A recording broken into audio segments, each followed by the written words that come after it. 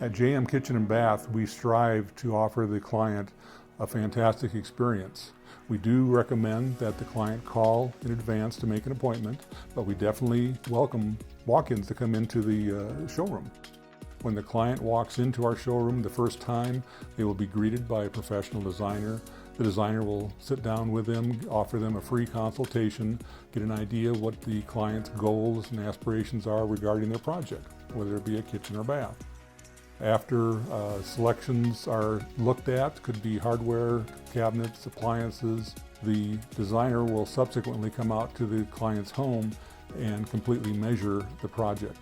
And after that point, the designer comes back to the showroom, puts together drawings, elevations, graphics, anything to help the client understand exactly what we're proposing. Then the client would come back in and go through all those proposed plans with the designer.